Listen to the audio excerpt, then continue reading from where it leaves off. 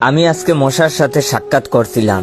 আমি তাদেরকে জিজ্ঞাসা করলাম, তোমরা ময়লা পানিতে ডিম পাড়ো কেন? মশা বলল, কারণ ভালো পানিতে ডিম পারলে মানুষ সিদ্ধ করে খেয়ে নিতে পারে। আমি তাদেরকে জিজ্ঞাসা করলাম, মশার কোয়েলে তোমরা মরো না কেন? মশা বলল, আমরা যদি মরে যাই তাহলে কোয়েলের ফ্যাক্টরি বন্ধ হয়ে যাবে। আমি আবারও তাদেরকে প্রশ্ন করলাম, তোমরা মানুষের কানের কাছে এসে জ্ঞান জ্ঞান করো কেন? মশা বলল, কারণ মানুষের পায়ের কাছে কিংবা অন্য কোথায় জ্ঞান জ্ঞান করলে মানুষ শুনতে পায় না, তাই। আমি তাদেরকে জিজ্ঞাসা করলাম, আমি শুনেছি পুরুষ মশারা নাকি রক্ত খায় না, তাহলে ওরা কি খায়?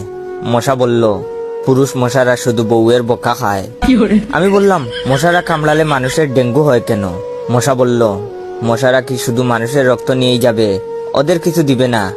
মশারা এত স্বার্থপর নয়, তাই মানুষকে ডেঙ্গু উপহার দিয়ে যায়। মশার সাথে সাক্ষাৎ করার পর আমি মশার উপর রিসার্চ করলাম।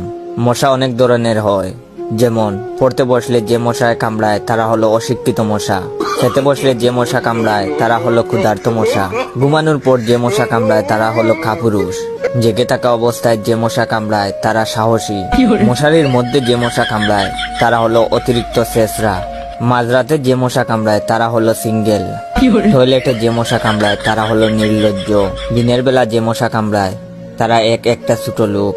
আমার এই ভিডিওটা দেখার সময় আপনাদের যেই মশাগুলো কামড়াইতেছে